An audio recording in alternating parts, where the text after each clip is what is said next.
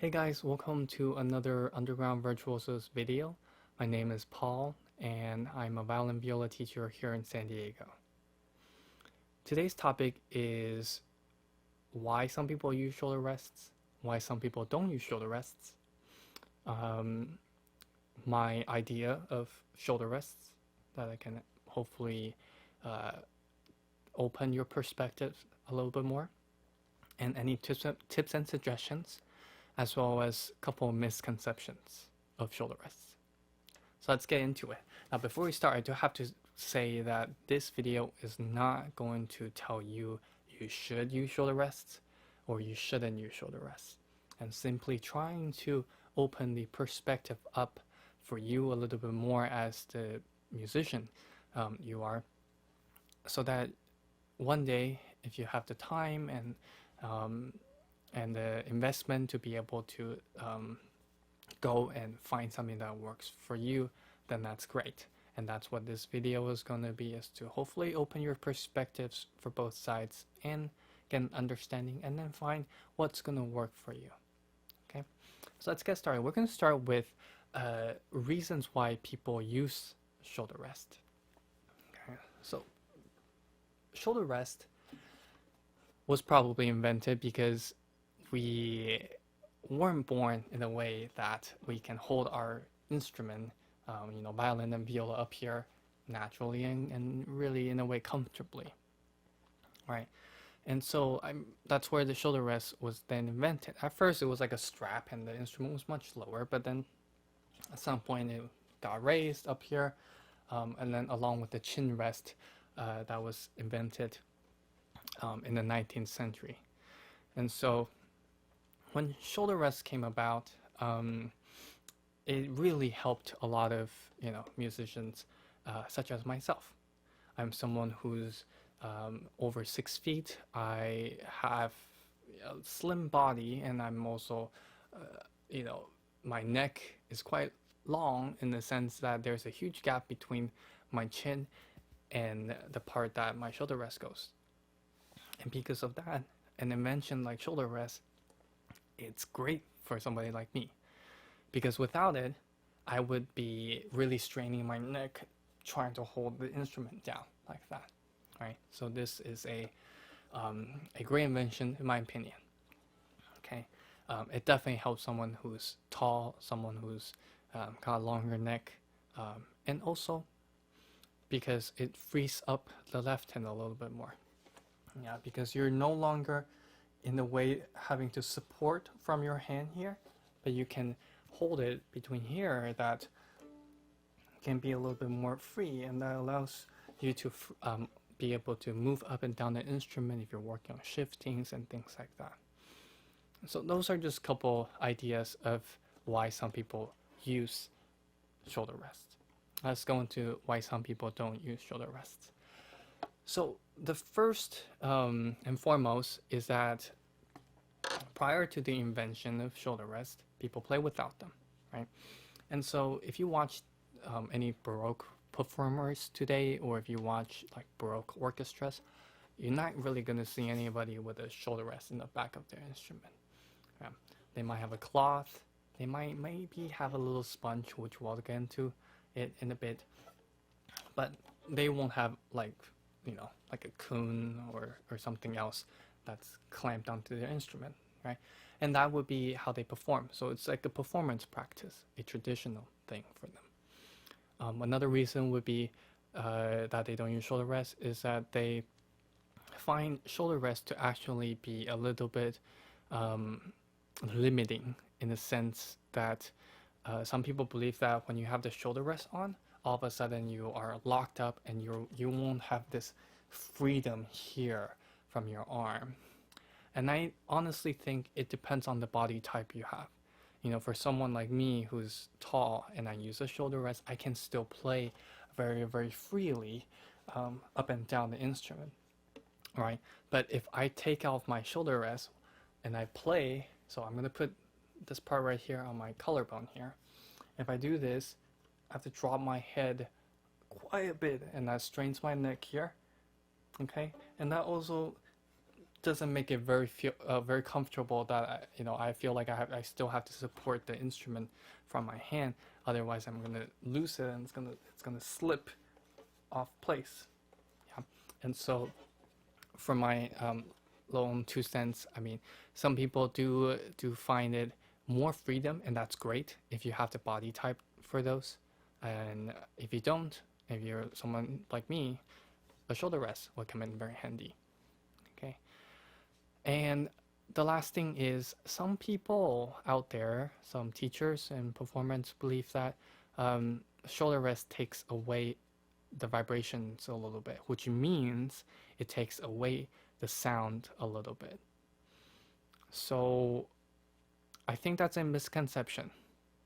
And the reason I think that way is because if you watch, um, the most famous violinists and violists in the world, you're gonna see some of them don't have any shoulder rest whatsoever, but then you're gonna see some of them using it.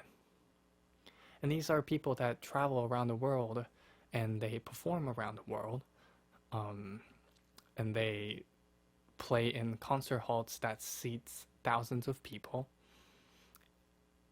If they use shoulder rest and they can still perform in that space, that means their sound is not really getting, in a way, I guess, absorbed by the shoulder rest. The vibrations isn't really getting that much absorbed. I do think there's a science behind it that it does absorb a little bit of it, but I don't think it's enough that it would take away like 30% of your sound. Because if that's the case, famous violinists and violists would not be able to play in space like that, and they wouldn't have, shoulder rest on. Um, so I think there's a misconception.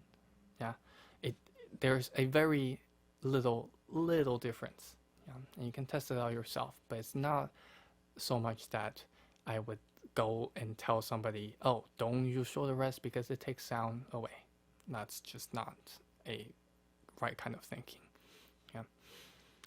Okay, now let's talk about the role of shoulder rests. And I think one of the things is, uh, those of us that use shoulder rests, we spend hours, days, months, years playing with the shoulder rest. That sometimes we feel in a way like we are stuck to it. And I think this is where that idea of like, oh, if you use a shoulder rest, it's gonna lock up your body and you won't be able to move as much as freely. Yeah, and I think obviously compared to somebody who doesn't use shoulder rest, it is a little bit less freedom, but you can still be free if you know what to look for, what to practice. Yeah. First, I would suggest you, practice a little bit of circles. Draw a little circle with your scroll here. So like something like this, yeah.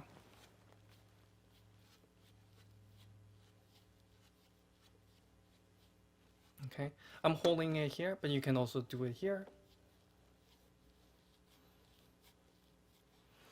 Okay, that's one of the things you can use to just start to discover a little bit of freedom, right? It shouldn't mean that because your violin is here or your viola is here and all of a sudden everything just freezes up here and nothing can move, right? There's still a little freedom that you can use, that you can incorporate.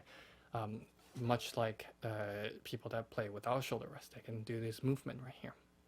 Now, try to understand the movement shouldn't raise your shoulder up and down like that, okay? It's simply just having a loose joint here, okay, and to be able to move freely, like so.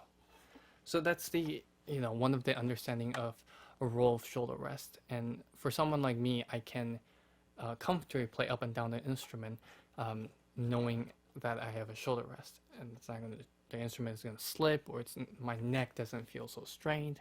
So the idea and the point is that if you have, a shoulder rest, you should take some time and make sure that the setup is working for you and that you're comfortable with it. And if you're somebody that doesn't use shoulder rest, find a way that you can play without raising your shoulder like this. Now this is where we need to talk a little bit about sponges. Sponges is a big accessory that may be a replacement of the shoulder rest. Okay, so some people use like a sponge. It could be like a circle just right here, so that this is comfortable when you place it right here. Some people use a much bigger sponge, almost like a shoulder rest, and they would just rubber band it, strap it on there. Some people, and this is a little trick for those of you that would like to play without shoulder rests, and you might just be a little bit a little bit off to be able to hold comfortably. What you can do is you can put the sponge under your shirt, okay, right here in this area where it would fill the gap, and you put it right there, and then you can hold your instrument on top of that. Now it would look like you're not really using any shoulder rest, but you actually are. Famous violinists like Zuckerman does that, and there is a lot of other players that do that. It looks like they're not using anything, but they are putting a little sponge here, because I think no matter what, you're gonna need some support, no matter what. I mean, unless your neck is like 2 inches tall, then this might just be the right height for you. But if it's not like that, which is most of us, you do need some type of support. And whether it's you need to go to shoulder rest or go to sponge, that is up to you. And do spend some time. And my last tip for you, this is from my one of my previous teachers, and it makes a lot of sense. So when you are trying a new setup, if it's like an immediate discomfort, then no, obviously that's not gonna work if it's already immediate. But if you do it and at first it feels all right, it feels fine, good, then what you should do is you should spend at least a couple weeks on that setup. Now at some point, most of the time what's gonna happen is like a few days down the road, you're gonna start to feel a little discomfort somewhere. And this is the part where you cannot just abandon that setup completely. What you have to do is figure out what is bothering you. And is it something that you're working on, some specific passage that you're working on that is extremely difficult, and maybe that's the part that you start to feel discomfort, and you have to come to an understanding that is it the setup, or is it tension, like your body's tense because of what you need to play. And this is important to understand, because you might have a nice setup, but then your body just hasn't understand how to use it properly yet, and you didn't give it enough time, and you just abandon that setup completely. Then that wouldn't be an ideal way to go. So spend some time and go through the process to find it. Finding the right setup takes time, and those of you that are aiming to become professionals, especially if you are in high school and college and beyond, that would be at that time to need to start looking into what works for you, because once your body fully grows, it's not going to grow any taller or anything like that. Arms not going to get longer. Then that's when you need to really start to look for something that works for you. Okay, so that's it for this video. I hope you get a better perspective on why some people use shoulder rest, why some people don't use shoulder rest, a couple of misconceptions that I told you about. And yeah, if you liked the video, please give it a thumbs up. If you would like a suggestion for any future videos, please leave it down in the comments below. If you would like to be notified when a new video comes out, please hit the subscribe button and also the bell button so you get a notification. And with that, thank you for watching.